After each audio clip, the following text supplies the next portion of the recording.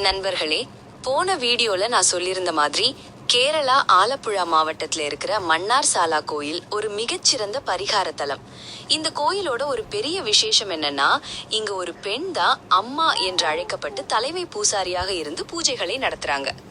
குழந்தை வரம் வேண்டி இங்க வர்ற தம்பதிகள் செய்ய வேண்டிய மிக முக்கியமான பரிகாரம் உருளி கவிழ்த்தல்.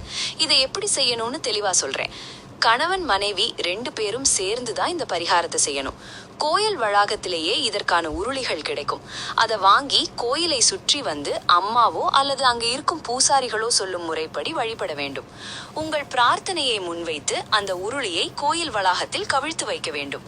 மனதார நாகராஜர் மற்றும் சர்ப்பயக்ஷி அம்மனை வேண்டி குழந்தை பிறந்த பிறகு மீண்டும் வந்து உருளியை நிமிர்த்தி வைப்பதாக வேண்டிக் கொள்ள வேண்டும். குழந்தை பிறந்த பிறகு தம்பதிகள் குழந்தையோடு மீண்டும் கோயிலுக்கு வர வேண்டும். கவிழ்த்து வைக்கப்பட்ட அந்த உருளியை நிமிர்த்தி வைத்து நெய் அல்லது பாயசம் நிவேதனம் செய்வது வழக்கமாகும். இந்த தகவல் உங்களுக்கு பயனுள்ளதா இருந்திருக்கும்னு நம்புறேன். அந்த கோயிலுக்கு எப்படி போகணும் அல்லது தங்குற வசதி பத்தி ஏதாவது சந்தேகம் இருந்தா கமெண்ட்ல கேளுங்க. இந்த வீடியோவை மறக்காம ஷேர் பண்ணுங்க, ஏன்னா இது ஒருத்தரோட வாழ்க்கையில பெரிய மாற்றத்தை ஏற்படுத்தலாம். அனைவருக்கும் சேனலை சப்ஸ்கிரைப் பண்ணி சப்போர்ட் பண்ணுங்க. அடுத்த ஒரு நல்ல வீடியோல உங்களை சந்திக்கிறேன்.